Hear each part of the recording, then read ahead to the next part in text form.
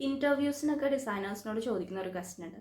സംഭവം simple and basic കാര്യമാണ്, പക്ഷെ വളരെ ഇമ്പോർട്ടൻ്റ് ആണ്. Tape reading.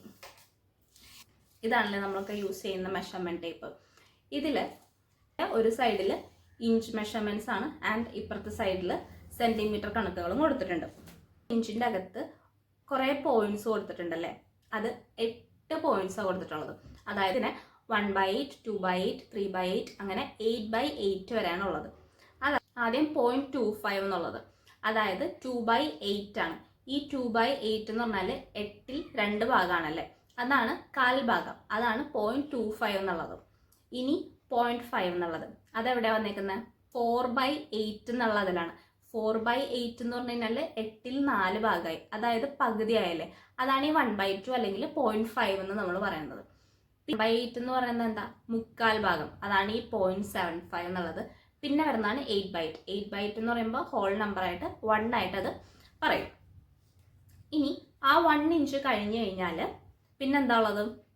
1.25, 1.5, 1.75, പിന്നെ 2 ഇഞ്ച്, പിന്നെ 2.25, 2.5, 2.25, 3 ഇഞ്ച്, അങ്ങനെയാണ് ഈ ടേപ്പ് പോകുന്നത്. പിന്നെ ഈ 1 ഇഞ്ച് എന്ന് പറഞ്ഞു കഴിഞ്ഞാൽ 2.54 സെൻറ്റിമീറ്റേഴ്സ് ആണ്.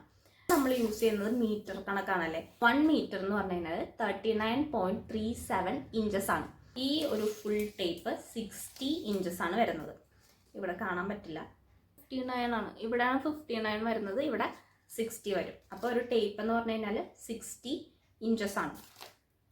ടേപ്പ് കയ്യിലില്ല എന്ന് വിചാരിച്ചു, നമുക്കൊരു ഫാബ്രിക് മെഷർ ചെയ്യണം. എങ്ങനെ മെഷർ ചെയ്യും?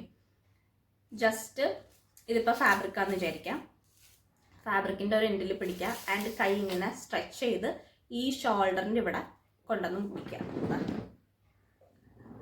ഇങ്ങനെ. അപ്പം നമുക്കൊരു ഏകദേശം കണക്ക്, എനിക്കിപ്പോൾ 38 വന്നിട്ടുള്ളൂ, പക്ഷെ ഒരു ഏകദേശ കണക്കിന് വേണ്ടിയിട്ട് നമുക്ക് ഇങ്ങനെ യൂസ് ചെയ്യാവുന്നതാണ്. പിന്നെന്താ, അത്രയൊക്കെ ഉള്ളൂ. അപ്പം അത്രേ ഉള്ളൂ. വീഡിയോ കുറച്ച് പേർക്കെങ്കിലും യൂസ്ഫുൾ ആണെന്ന് വിചാരിക്കുന്നു.